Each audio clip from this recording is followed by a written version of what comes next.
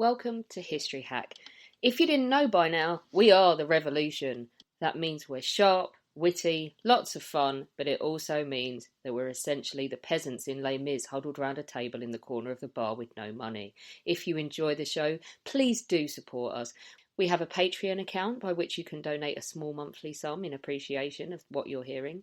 Alternatively, we have Ko-fi, in which you can just do a one-off donation as a thank you if you particularly enjoy a certain episode. Either way, we massively appreciate all of your support. Hope you enjoy the show. Hello and welcome to another episode of History Hack. I'm spending the day with Zach today, and he has lined the whole day up with his wheelhouse, basically. So, Zach, what have you got and found us today? Could it be 19th century military stuff? No, we're doing some ancient. I'm kidding. We're absolutely doing 19th century military. Do you know what? There was a moment there when you said, no, we're doing ancient, that I'm pretty sure I saw our guest panic.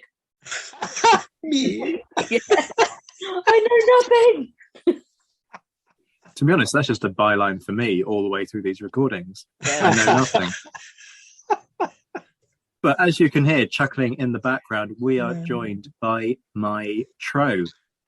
Mei was on a little while back talking about the charge of the Heavy Brigade during the Crimean War. He's a true crime and fiction writer and author, well, true crime and a crime fiction writer, important distinction there. Author of The Pocket Hercules, a biography of William Morris, who led the 17th Lancers in the charge of the Light Brigade. And, as we interviewed him last time, he's written on the charge of the Heavy Brigade, Scarlet's 300 in the Crimea. But off the back of the last episode, we decided that we needed a bit more Crimean and Victorian army stuff. So we said to Mei, how do you feel about coming back to talk about the women during the Crimean War? And he very kindly agreed. So Mei, welcome back to History Hack. How are you? Thank you, Zach. I'm very well. Good to be here. Yeah, so last time you were here, you enlightened me with the fact that there was a charge of a Heavy Brigade. I didn't even know there was a Heavy Brigade until you came on last time. Zach, take it away. So let's dive into Britain, the army, and women within the army. I have a sort of knowledge of how we don't treat women right in the British Army during the Napoleonic period. I'm sceptical that things have improved much in the 40-odd years to the Crimean War. I'm hoping that you're going to tell me that I'm wrong and that I should be optimistic. But what are the traditional roles for women in war in Britain during this period? Well, I'm afraid you're right, Zach. Very little had changed in the long peace between 1815 and 1854. Traditionally, the role of women was simply to wave their menfolk bye-bye with a handkerchief. And it was still true, of course, in 1914. In the Great War, women of Britain say go, and the men went, and the women hoped they'd come back. And that was how it was throughout the whole of the 19th century. We do have the situation where women played less of a role, in fact, then than they did in the 20th century. For example, there were no women in munitions factories. It was all done by men. There were no official nurses with the army. That was a male role too. We're talking about misogyny writ large, but I don't think it was deliberate. I don't think it was intentional. It was simply the way it was. And we do have a huge social distinction, of course, among women because of who their husbands were. So traditionally, you have colonels and their ladies, you have officers and their wives, and you have other ranks and their women. And that sort of gradation is very much there. Rudyard Kipling, many, many years later, wrote a poem in which he said that the colonel's lady and Judy O'Grady are sisters under the skin. And I think that's absolutely right. Judy O'Grady, a fictional wife of an Irish private soldier, compared with the colonel's lady, they're all women. They're all facing the same horrors of war when they faced war, or they're facing the same horrors of anxiety when their men are away. I mean, at least it's not quite as bad as my great bugbear of the British Army at the end of the Peninsular War, which is, so the armies amassed an unofficial following in terms of battalion wives, people who aren't officially on the strength. And rather than, do the right thing and transport them back. They just go, yeah, thanks, bye, we're going to leave you there, which is why you see a big spike in desertion, almost double anything you've seen in the worst moments of the Peninsular War, because they just can't be bothered to do the right thing. So it's slightly better than that. Yes. But not much. Not much, no. As we shall see, for the women who were left behind, who didn't go out with their men in the Crimea, they were simply abandoned. The government had no responsibility for them and ordered their regiments. They simply had to leave the barracks and make their way as best they could, which effectively meant the streets, the sweat trades, the workhouse, or prostitution. That was it. It's just mind-boggling, isn't it, that there's just no duty of care, having split the family unit, to these women.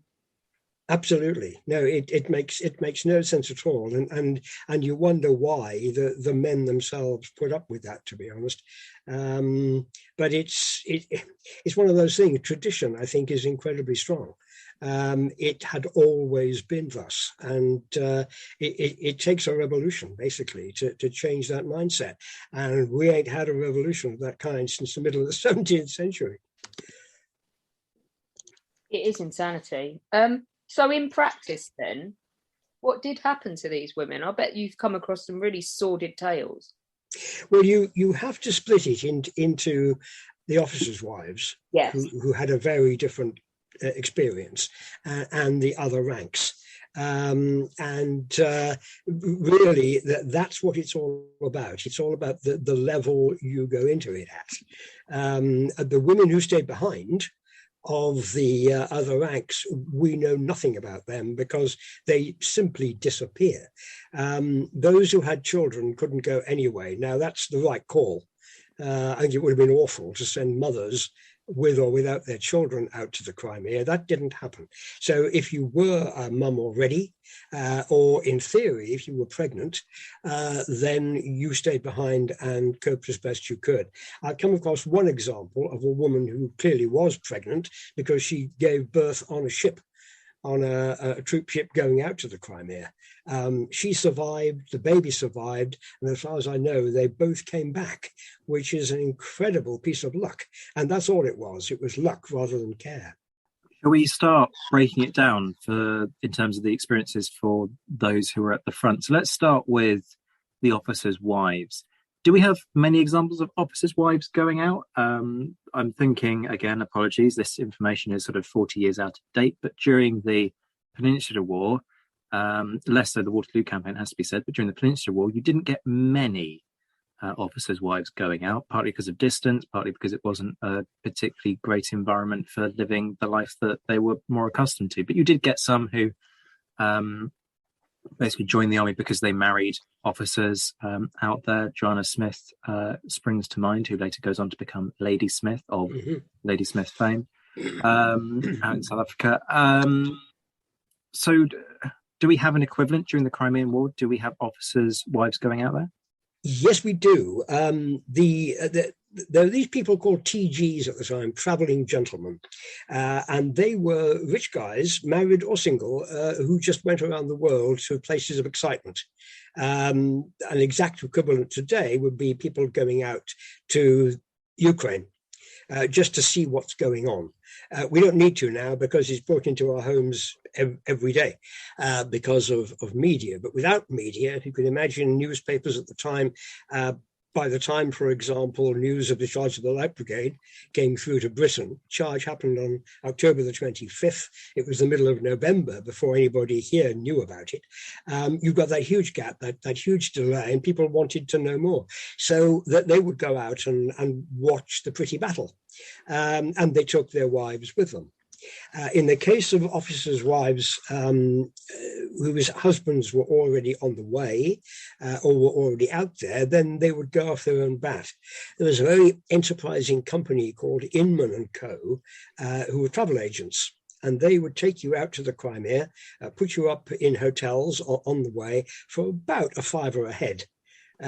which is ridiculously cheap today, but it wasn't very expensive in the 1850s either. So several women did that, and there are some classic examples. If I can give you just a few of them. The most famous one has got to be Fanny Jubilee. Because she wrote an account of the war, a journal kept during the Russian War, it's called, still available in print now. She was the wife of Captain Henry Jubilee, paymaster of the 8th Hussars. The French called her l'Amazon, the Amazon, because she looked like a female warrior galloping over the dead. That's a bit harsh on Fanny. She didn't actually seek out gory sights at all, but she was there. She sailed on board a ship called the Shooting Star from Exeter, and they went through the Straits of Gibraltar, across the Med, up the Black Sea, and she wrote down everything she saw. The most gorgeous descriptions of travel. This, of course, from a woman who had never been out of England before. It must have been the most amazing experience. She was a keen horsewoman. She had 3 ponies with her, one of which died on the ship. And she was heartbroken about that. She spends about 3 pages sobbing over this poor horse. But she had the most appalling maid who did nothing at all, according to Fanny. So she spends another 3 pages whinging about her. Fanny is a great read. I do recommend her to readers, really, because she's a hell of a snob. And she's got all the prejudices you expect of a upper middle class woman, but she really does give us a very colourful account of what life was like in the Crimea, and she's incredibly bitchy about other ladies who were there as well. If I can just mention another one, there was a woman called Adelaide Cresswell, whose wife was a captain in the 11th Hussars, and he died of cholera out in Varna, didn't even get to the Crimea. And this is what she says about it. This was in May 1854. She says, "We expected something rather fashionable and brilliant, but after waiting some time, a woman came among the troop horses, so dirty, with such uncombed, scurfy hair, with black nails, such a dirty cotton gown, open at the neck. Oh, you never had a kitchen maid so dreadful. Mrs. Cresswell allows no woman near her tent, so who empties her slops, or how she manages, I can't divine." I mean, isn't that just great? So Mrs. Cresswell didn't get the thumbs up from Fanny. Bitches, isn't it? Love it. Don't you love it? It's superb. It's just the exact kind of source you want to find. Totally indiscreet and horrible. Absolutely, yeah, absolutely, absolutely. So if you know the film Tony Richardson's Charge of the Light Brigade, which is my all-time favorite history movie, there's that great scene where Lord Cardigan seduces Fanny Jubilee on board his yacht. As far as I know, it never happened. She was intensely loyal to her husband Henry, very much in love with him, and I don't think that took place. It's a shame, because I would love it to have, but hey, you can't have everything. So we've had Adelaide Cresswell, we've got Fanny Jubilee. Lady Errol was another officer's wife. Her husband was in the 60th Rifles, and because she was Lady Errol, of course, she's a cut above Fanny Jubilee. So Fanny barely mentions her because she was obviously outclassed in all sorts of ways. Who else? Oh, Agnes Paget. Now, she was the wife of George of the 4th Light Dragoons. So her father-in-law was the one who lost his leg at Waterloo, Uxbridge. She was a gorgeous looking girl, apparently, although there were no photographs of her as far as I know. She was described by one officer as the belle of the Crimea. You can imagine how that went down with Fanny, who rather thought that she was the belle of the Crimea, but there you go. We do have one photograph of Fanny sitting on a horse, and she, like all ladies, of course, rode side saddle. I say all ladies because if I can just, en passant, as it were, mention the French, they had the most amazing organization. They had ladies who were called cantinières or vivandières. They supplied the troops with drink, with food. They did rudimentary nursing on the battlefield. They wore trousers like the men, very flashy uniforms indeed, and they rode astride, just like the men did. The British were in awe of them because they were so well organized, but British ladies, of course, were horrified because to dress like that, even in the seat of war, was not acceptable. So yeah, they are a colourful bunch, these ladies, but they did have servants, and although they had to rough it, sleeping in tents and that kind of thing, where possible, they slept on board ship in Balaclava harbour, and tried to keep away from the worst horrors of the war, for which I can't blame them at all. Absolutely. We can't talk about women in the Crimea without going where we always have to go. Florence Nightingale, in case any of our listeners don't know, tell us about her role as a nurse during the conflict. Florence was a middle-class girl and very unusual. She was deeply religious, but she also wanted to do her bit on the medical front. You can see how appalling nurse training was in this country, in that there were no training establishments for nurses at all in the late 1840s, early 1850s. So she trained in Germany, a place called Kaiserwerth. She volunteered for the Crimea and got out there simply because a family friend was Sidney Herbert, who was Secretary for War.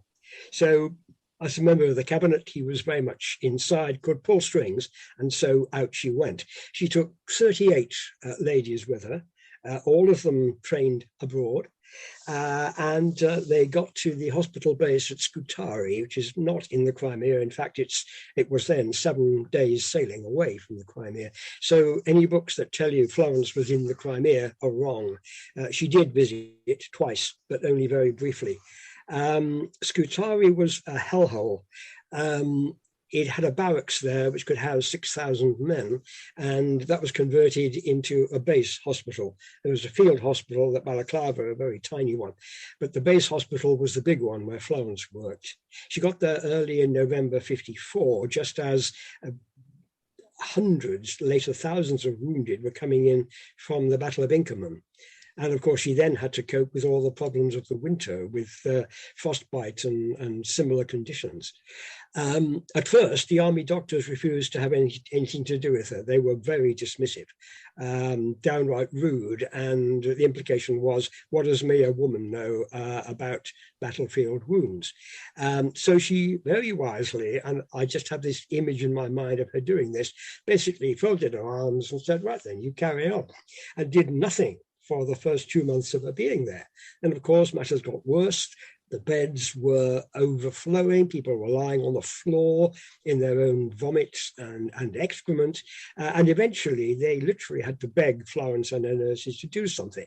Then she stepped in and did.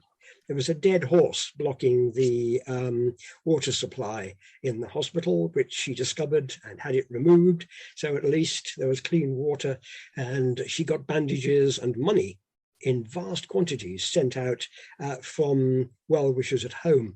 I must stress that this money did not come from the government.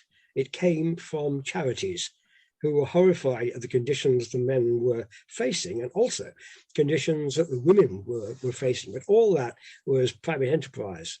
It wasn't a national response at all. We also have to talk about Mary Seacole, right? Because, this is Mary Seacole's the person who ends up sort of being pushed to one side and sort of seems to exist within, or traditionally has existed within, Florence Nightingale's shadow. So talk us through her and what she was doing. Mary Seacole is a fascinating character, and it's a shame we don't know more about her.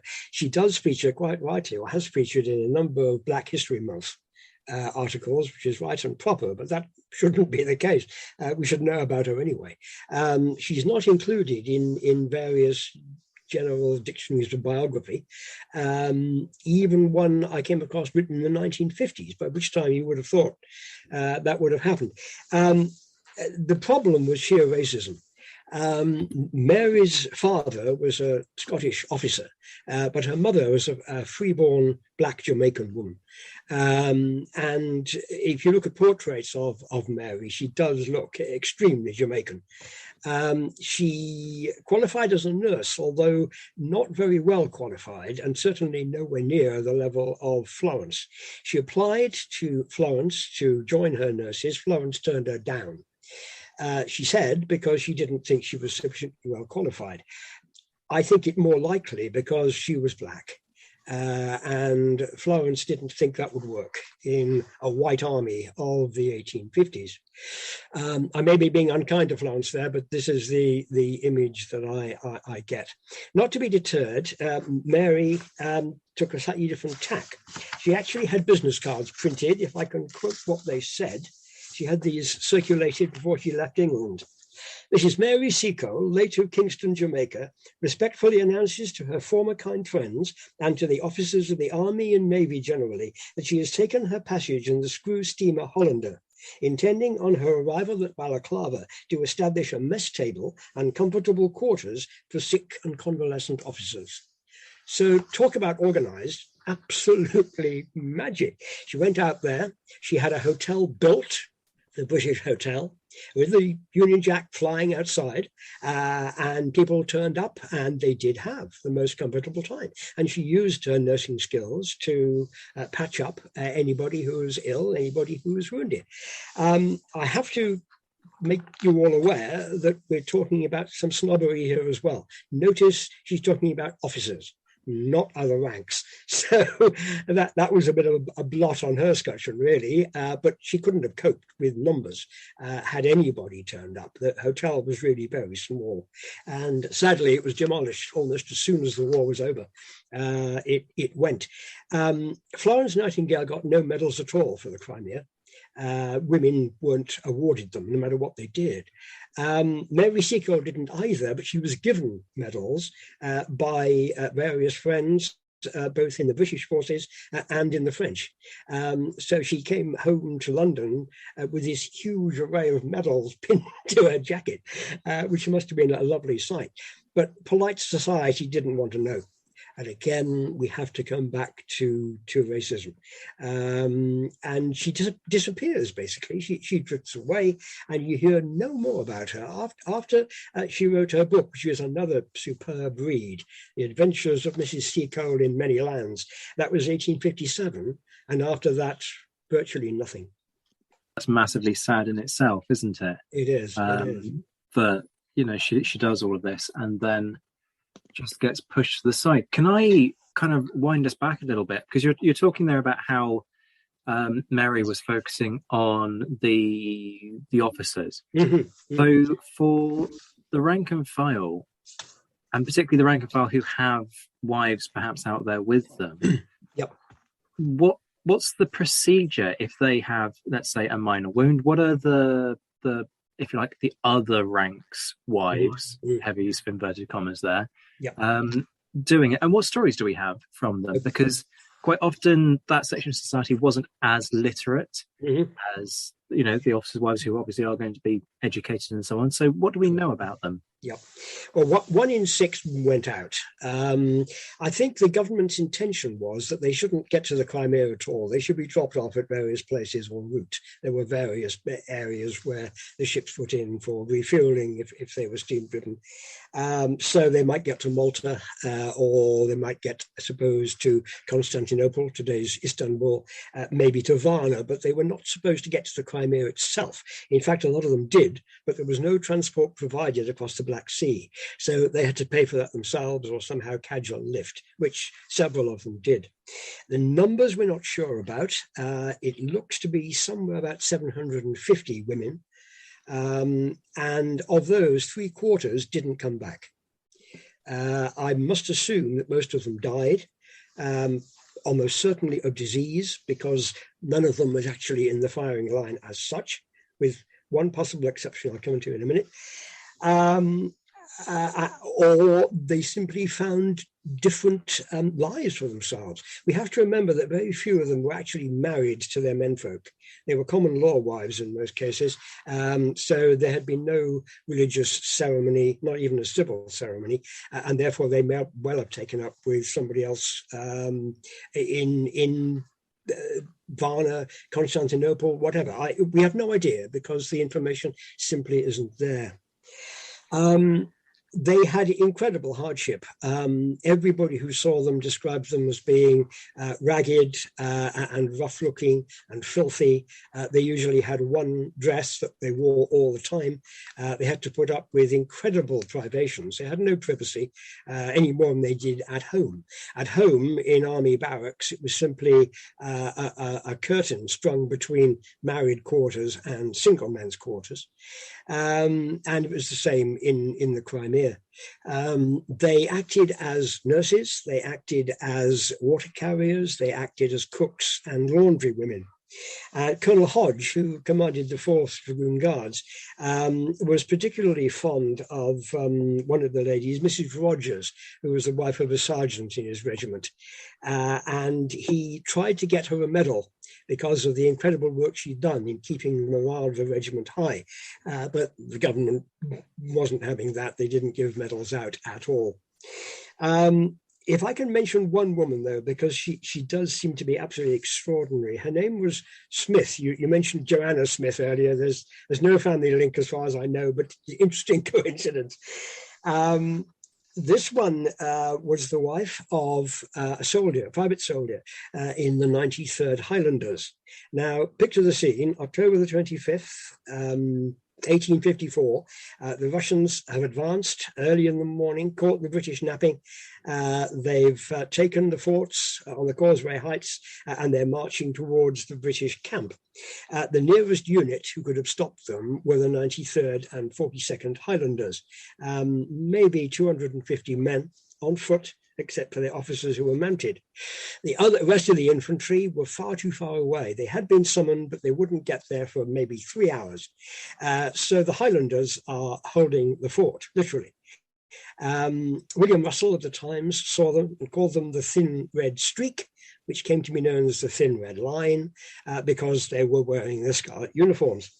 They had Turks with them, in fact, more Turks than there were Scotsmen. But as soon as the Russians advanced, the Turks broke and ran away, stealing what they could on the way, by the way, from the local camp. So they ran past a handful of wives, one of whom was Mrs. Smith, the wife of this particular private in the 93rd. She was so livid with the Turks running away that she grabbed hold of the nearest one, belted him around the head with a pot or a pan, swore at him, calling him a bloody heathen, and how dare he leave when these Christian men are fighting for him, which wasn't quite true, but you could see what she meant. The Turk was horrified, and kept saying, Kokana, Kokana, which means madam, madam. But she wouldn't have any of it, and she continued to belt him until he finally got away and ran. Huge cheer from the Highland troops, even though they were facing a massive crowd of Russians. They were so pleased to see their women fighting in this way. So she came to be known as Kokana Smith, and both she and her husband lived to tell the tale. They came home, and she was regarded as a great heroine back in Scotland, which I think is a lovely story. But the saddest thing that I come across in researching the women, it's long gone now because simply time has passed, but there was a wooden grave marker somewhere in the Crimea, which had been chiseled presumably by a husband who was barely literate, and it simply says, "Woman, English." Now, isn't that just heartbreaking? Don't even know her name, just that she was female and her nationality. And I think that's incredibly sad. It is awful. And you just think, like, people like Mary Seacole and these women just marginalised out of history at the time, and now we can never get them back. No. Absolutely. There is, and I'm sure you both know it, at least there was in the National Army Museum in Chelsea, a life-size statue of a woman in the front line. It's from the Crimean period, I think, Zach, I could be wrong, but she's got her wounded husband over her shoulder. And she's got a child with her. She's holding the kid's hand. She's got the bloke over her shoulder and a water canteen and a blanket, and she's trudging forward. And I think that image is just terrific. It sums up female heroism at its best. I don't think you'll ever be able to improve on that. We forget the staggering hardiness of these women and what they endured without complaining as well. And it's no exaggeration to say that had it not been for these women in various forms across the 18th and particularly the 19th century, the army would have struggled to keep itself together.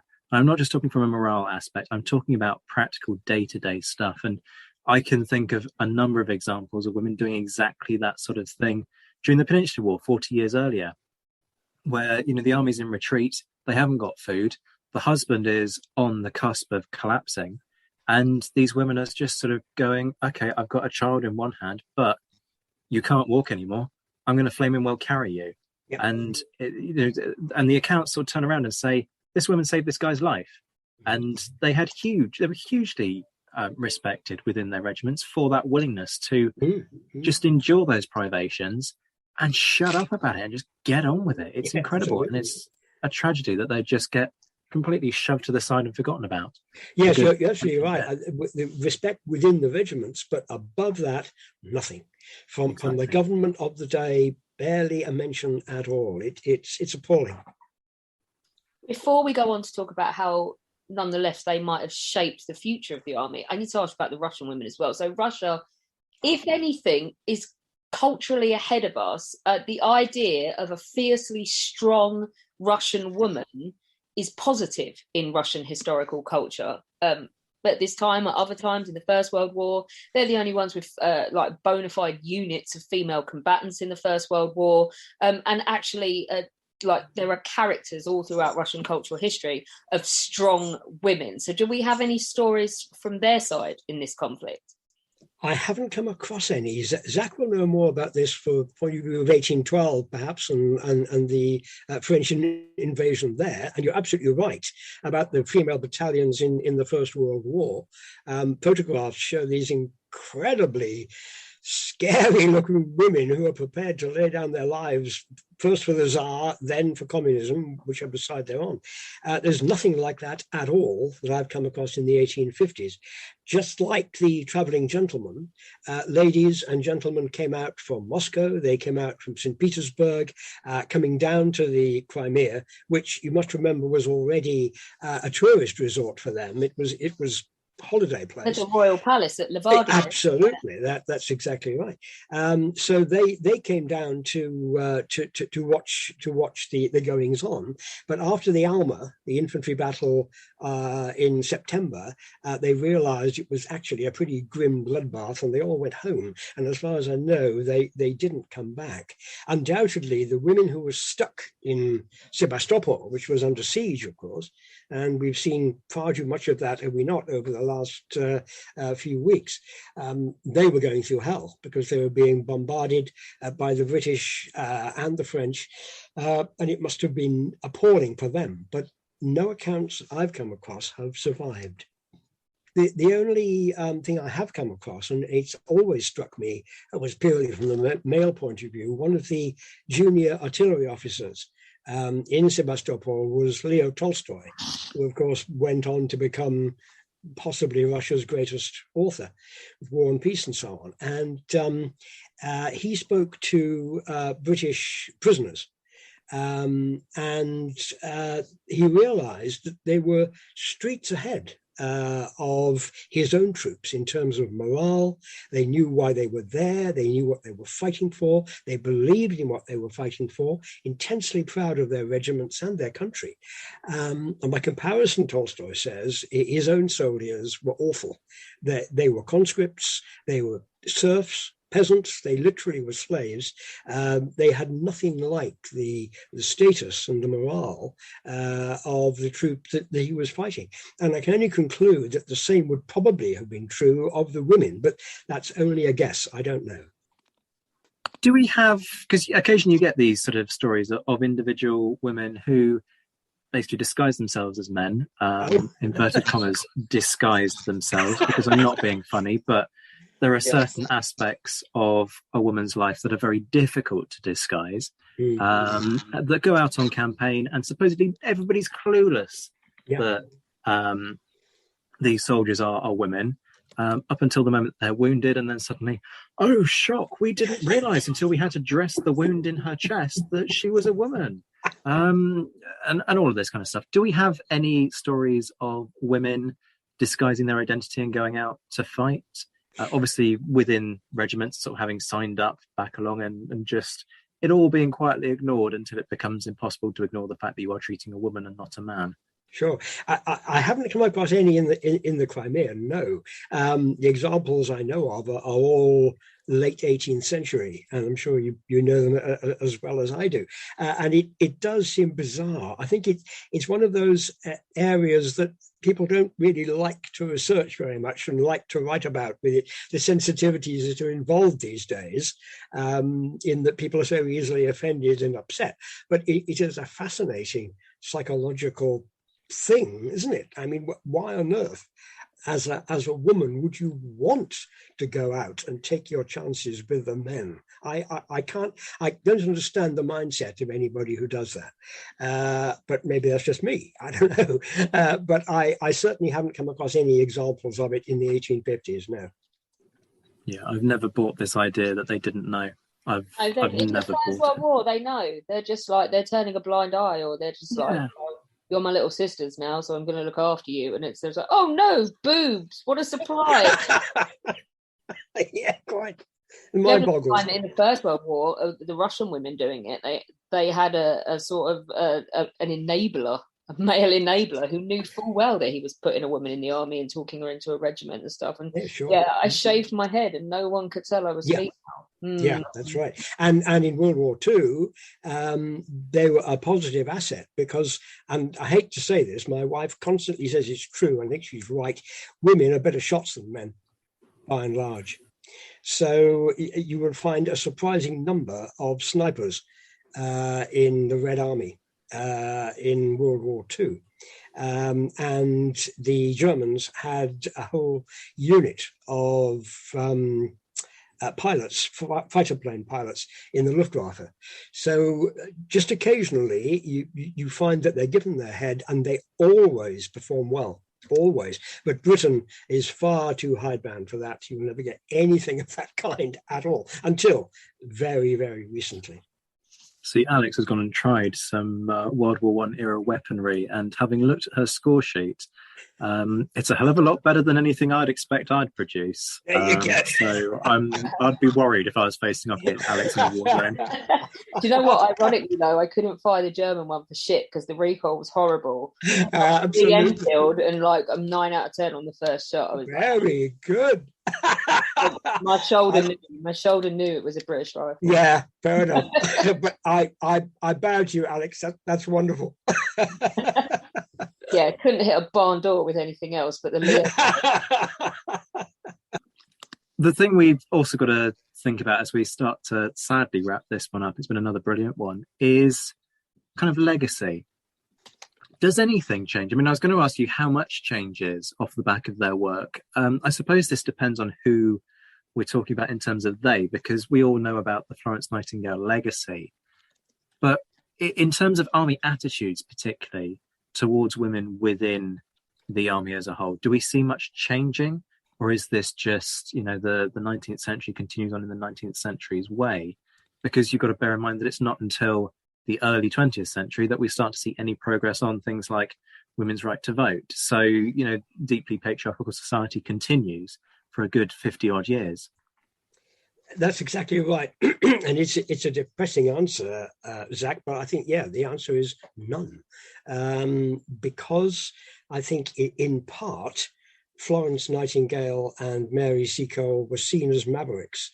they didn't fit the norm. They weren't the pattern. It's not what the fair sex is supposed to do. And in that Victorian phrase, the fair sex, you've got all the bigotry, the misogyny. It has to be. You go back to an earlier century and you read people like John Milton, who everybody hails as such a great guy. Actually, he was horrible. He was a real misogynist. He detested women, thought they had no place in society at all, apart from the obvious. Now, things were better by the 19th century. And I think I remember reading somewhere that by 1881, women were allowed to vote in local council elections. But that was a far cry from the vote. Actual suffrage in a national election situation, which, as we all know, didn't happen until 1918, and only then because of the work they had done in the war. So I don't think that it was successful at all. I think other things crowded in. I think traditions are so deeply rooted in British society that it wasn't likely that we were going to be dragged kicking and screaming. Interestingly, of course, in Russia, there were changes. Because the army was so abysmal, the Tsar abolished serfdom. In 1861, slavery was ended as a direct result of the appalling mess the Russians had made in the Crimean War. So that was a positive good for Russia. Even though they lost the war, we won it, and yet, and I think that's probably the answer. We won it, so why change? It's the same earlier, isn't it? Why reform an army, Wellington said, when it's the one that beat Napoleon, you know? Exactly. And there are a whole myriad of problems that come off the back of that, which is a rant that we'll save for another day. What a joy. You're coming back. I'm not even giving you an option. You're coming back. We're going to have you on again in the future. He's our mid-19th century correspondent now. That's it. It's official. You have a title. Thank you, guys. But listen, can I make a plea, Zach? Can you make sure that Alex hasn't got a Lee Enfield anywhere near her when I come back? Okay. I can make no promises where Alex is concerned. I am merely her chief of staff. All I can assure you is there will be no regular supply of ammunition. Fantastic. It's been a joy. Your books, The Charge of the Heavy Brigade, Scarlet's 300 in the Crimea, your biography of William Morris, The Pocket Hercules, are available on our History Hack bookstore. Folks, link in the description. You've heard the rant by now. Not Amazon, please. Let's not turn your money into rocket fuel. Let's turn it into, things that support independent booksellers, support the podcast, and most importantly, support the lovely people like Mai who turn up and give their time for free on this show. Mai, an absolute joy. Thank you so much. Thank you, Zach. Thank you, Alex.